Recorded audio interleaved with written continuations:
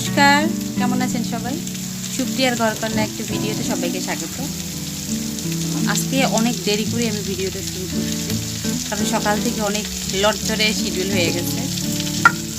অনেক রাত্রে ঘুমাইছি গতকালকে, তো একটু উঠতেও দেরি হয়েছে। দেরি হয় নাই, উঠছি সেই একই টাইমে, কিন্তু আরও সবারও উঠতে দেরি হয়েছে, কিন্তু আমার একটু স্লো সব কিছু শুরু হয়েছে। সকালে আবার এক ঝাঁকটা বৃষ্টি হয়ে গেল, এতে আরও একটু পিছনে পড়ে গেছি। তো যারা আছে ভালোই লাগতেছে, তাদের সাথে গল্প করে সময়টা কাটতেছে। তো আমি রান্না বসাইছি, কয়েকজন নিরামিষ খাবে, কয়েকজন আমিষ খাবে। আমিষের রান্নাটা শেষ করে নিরামিষের রান্নাটা করবো। এখানে পাবদা মাছ দিয়া সরিষা দিয়া রান্না করব, আর রান্না করব হচ্ছে কাঁচকলা এবং আলু দিয়ে বড় মাছ দিয়ে তরকারি। তো দেখাইয়া দিতেছে আমার যে পিসিমা, উনি দেখাই দিতেছে, আমি সেই সে রান্না করতেছি। আর রান্না করবো পুঁই শাক দিয়া কুমড়ো দিয়ে চচ্চড়া করব, ডাল হবে, টক ডাল আর কি। আর দেখি কী রান্না করা যায়। চলুন তাহলে ভিডিওটা এখান থেকে শুরু করি। রান্না অনেকটাই হয়ে গেছে। এটা টমেটো দিয়ে পাবদা মাছের ঝাল হয়ে গেছে, আর এখানে আলু কলা দিয়ে রুই মাছ দিয়ে তরকারি করছি, আর এখানে হচ্ছে উচ্ছে দিয়ে ডালটা করা হয়ে গেছে। মাছের সব রান্নাগুলো শেষ হয়েছে, এখন নিরামিষের রান্না করতেছি। উচ্ছে আর আলু দিয়ে সরিষা দিয়ে ঝাল করছি, পুঁই শাক কুমড়ো দিয়ে চচ্চড়া করছি, আর টমেটো ভর্তা করতেছি, আবার ডালও করছি। ওইটা হচ্ছে টক ডাল, এটা হচ্ছে উচ্ছে দিয়ে ডাল। আমার রান্না শেষ, আর তাড়াহুড়োর জন্য আমি প্রেসার কুকারে ভাত বসাইছি, হইয়াও গেছে। এখন আমি একটু ফ্রেশ হব, তারপর ওনাদের খেতে দেবো, অথবা যদি ওনারা আগেই বসে তো ওনাদের আগে খাইয়ে পরে আমি ফ্রেশ হব। আমার তো রান্না হয়ে গেছে, আর এখানে মা আর বান্ধবীদের নিয়ে গোপালের সামনে বসে গীতা পাঠ করতেছে, সেটা সবাই শুনতেছে। আর মা অনেক সুন্দর করে গীতা পাঠ করতে পারে। এই কাকিমাগুলোকে আমার প্রচণ্ড পরিমাণে ভালোবাসে। এনারা বয়স্ক, তো তার জন্য শুয়ে বসে এনারা এই সময়টা পার করতেছে। আর মানুষজন থাকলে মায়ের সব থেকে বেশি ভালো লাগে। এনার খাওয়ার কথাও মনে থাকে। সকালবেলা গল্প করতে করতে অনেক লেট করে ঘুম থেকে উঠছে, তারপর ঠেলতে আমি পাঠাইলাম।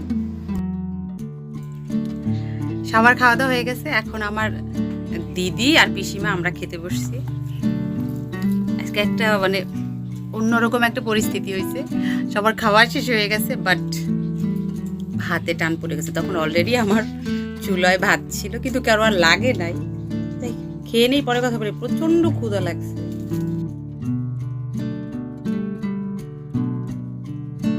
খাওয়া দাওয়ার পরে আমি কোনো ভিডিও করতে পারিনি, কারণ সবাই আসছে, সবার সাথে গল্প করতে করতে অনেকটা সময় চলে গেল। তারপর আমি দাদা আর আমার যা আর তার ছেলেকে নিয়ে আসছি রেল লাইনের এখানে হাঁটতে। এই বাবুটা নাকি কোনো দিনও ট্রেন দেখে নাই, ওর খুব মিস, মানে মনে চাচ্ছিল দেখবো। তো আজকে আমি বললাম চল তোকে দেখিয়েই আনবো। তাই আমরা আসার পরই লম্বা একটা ট্রেন চলে গেল। এটা যদি স্টেশনে থামতো ওকে নিয়ে যাইতাম, কিন্তু থামলো না। এখন ট্রেনটা চলে যাওয়ার পরে আমরা বাড়ির দিকে হাঁটতেছি, আর ও এত বেশি মজা পাইতেছে, কিন্তু দিদির হাঁটতে কষ্ট হয়ে যাইতেছে ট্রেন লাইনের উপর দিয়ে। তা আমি দিদিকে নিয়ে হাঁটতেছি।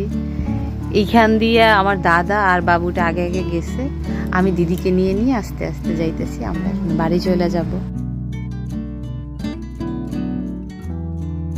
Morning everyone.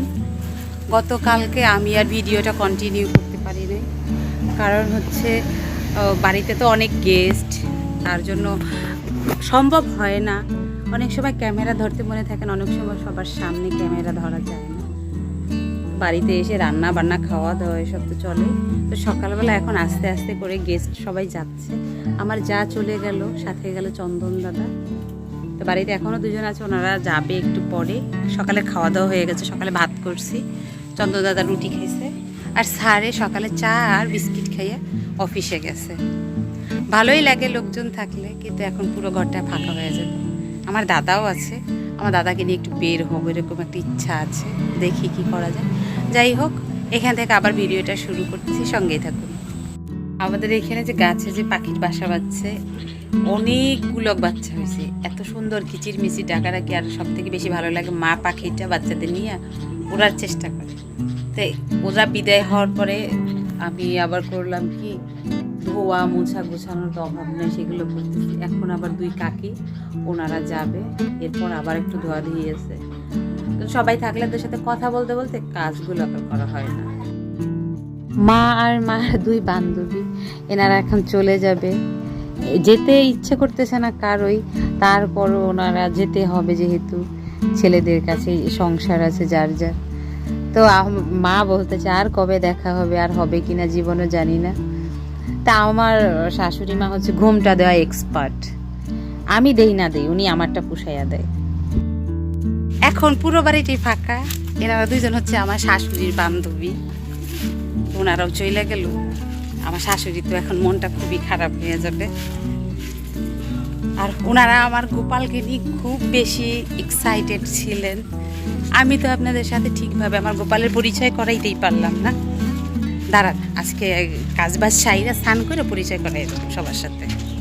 এখন একটু ভালো লাগতেছে, কারণ হচ্ছে কি, যত আছিল বেডশিটগুলো রাতে যারা ছিল নিচে বিছনা করে শোয়ার দরকার ছিল, তো সেই কাঁথা ঠাথা সব বেডশিটগুলো ধুয়ে দিছি।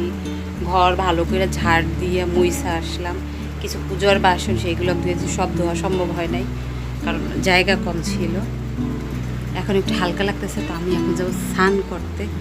এখন আর পারতেছি না, সকালে কিছু খাওয়া হয় নাই, খুবই টায়ার্ড লাগতেছে।